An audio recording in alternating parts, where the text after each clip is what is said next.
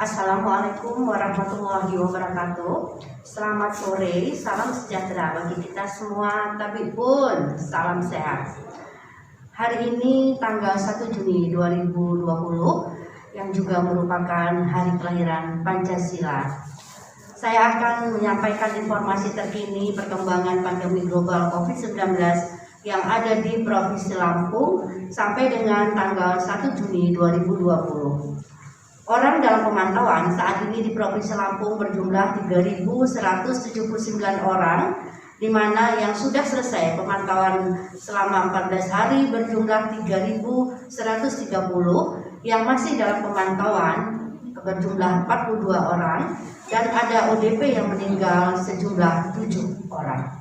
Untuk pasien dalam pengawasan, saat ini Provinsi Lampung memiliki pasien dalam pengawasan berjumlah 111 orang, di mana yang masih dirawat di beberapa ruang isolasi rumah sakit rujukan yang ada di Provinsi Lampung berjumlah 17 orang, yang sudah negatif dan mulai pulang dalam status PDP-nya ada 73 orang, yang meninggal dalam status PDP ada 21 orang. Kasus terkonfirmasi positif COVID-19 saat ini Provinsi Lampung berjumlah 135 orang, di mana yang masih dirawat di beberapa ruang isolasi di beberapa rumah sakit rujukan dalam status kondisi positif COVID-19 ada 50 orang, yang meninggal 11 orang, dan yang sembuh 74 orang. Saya akan merilis tentang ada konfirmasi positif untuk tambahan di Provinsi Lampung 2 orang, yaitu pasien nomor 134, 28 tahun perempuan dari kota Bandar Lampung. Dan satunya adalah pasien nomor 135, 52 tahun perempuan, alamat juga di kota Bandar Lampung. Alhamdulillah ada yang sembuh tambah 3 orang, yaitu pasien kami nomor 91, 37 tahun perempuan dari Kabupaten Lampung Selatan. Dan pasien nomor 104, 33 tahun perempuan dari kota Bandar Lampung, dan pasien 110 umur 58 tahun perempuan, alamat di Kabupaten Pesawaran. Selanjutnya ada beberapa pertanyaan yang masuk ke humas kami. Bagaimana persiapan daripada Provinsi Lampung dalam memasuki tatanan new normal, dan apa kriteria jika sebuah daerah dinyatakan siap menerapkan new normal tersebut? Apakah kabupaten kota masih diperlukan untuk melakukan rapid test massal? Dalam hal ini saya ingin menyampaikan jawabannya berdasarkan regulasi Kemendagri nomor 440 830 tahun 2020 tentang pedoman tatanan normal baru produktif dan aman COVID-19 bagi ASN di lingkungan Kemendagri dan pemerintah daerah, serta berdasarkan kriteria WHO.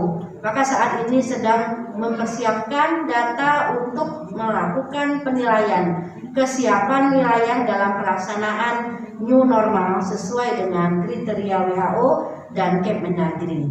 Ada 3 indikator dalam melakukan penilaian, yaitu yang pertama kondisi epidemiologi, selanjutnya kemampuan daerah dalam penanganan kesehatan terinfeksi COVID-19, juga kemampuan pemerintah daerah melakukan penelusuran kontak dekat masyarakat dengan ODP, PDP, serta orang yang dimakamkan dengan protokol kesehatan. Dalam hal ini adalah tentang pelayanan kesehatan. Sedangkan WHO juga mengeluarkan kriteria untuk penyesuaian terkait kehidupan sosial, kemasyarakatan, dan ekonomi, yaitu dilihat dari 3 bidang juga, yaitu secara epidemiologi, situasi kesehatan, dan juga sistem surveillance.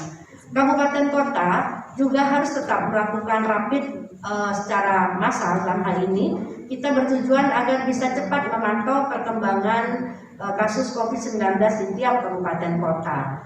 Secara massal dalam arti juga dilihat kemampuan dari masing-masing daerah, logistik, dan juga bagaimana keadaan di suatu daerah tersebut, sehingga nanti data yang kita dapat juga bisa menjawab indikator sesuai kriteria regulasi di atas, dan juga kita dapat melakukan penilaian terhadap pelaksanaan new normal. Juga ada pertanyaan, mohon penjelasan bagaimana treatment pasien di ruang isolasi untuk pasien yang sembuh Provinsi Lampung terus bertambah. Apakah treatment yang diberikan sesuai dengan standar WHO atau ada pengobatan alternatif lain? Rata-rata pasien yang sembuh setelah berapa hari menjalani perawatan. Baiklah, saat ini di rumah sakit rujukan COVID-19 di Provinsi Lampung dalam tata laksana pasien berpedoman pada buku tata laksana COVID revisi keempat dari Kementerian Kesehatan Republik Indonesia. Dalam meningkatkan mutu pelayanan pasien COVID-19 juga telah dibentuk kami ada grup WA yang beranggotakan dari pimpinan manajemen rumah sakit, dokter penanggung jawab daripada pasien, dinkes provinsi dan kabupaten kota, yang dalam hal itu juga guna membahas jika ada hal-hal yang tidak dipahami dalam pelaksanaan pasien COVID-19, dan rumah sakit rujukan juga melaporkan data pasien secara rutin kepada Kementerian Kesehatan. Lama perawatan pasien tergantung dari kondisi pasien memiliki penyakit komorbid atau tidak. Saat ini karena belum adanya obat dan vaksin untuk COVID-19 belum ada, maka upaya yang dilakukan adalah pengobatan secara simptomatis atau suportif. Perlu juga kami sampaikan, penyakit COVID-19 merupakan penyakit viral. Yang perlu kita pertahankan adalah imunitas tubuh daripada pasien tersebut. Dan penyakit virus rata-rata adalah self-limited disease. Self-limited disease dalam arti akan sembuh dengan sendirinya jika imunitas tubuh daripada pasien tersebut baik dan juga tidak ada infeksi sekunder lainnya.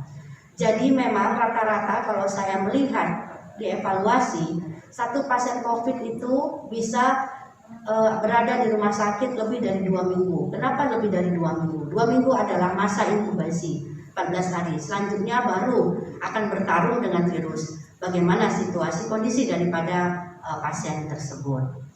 Mungkin itu beberapa hal yang dapat saya sampaikan pada kesempatan ini, dan tetap saya ingin menyampaikan new normal tentu tidak gegabah dalam kita mengambil langkah untuk melakukan new normal. Perlu sosialisasi, perlu edukasi, perlu prakondisi, dan tentu perlu simulasi.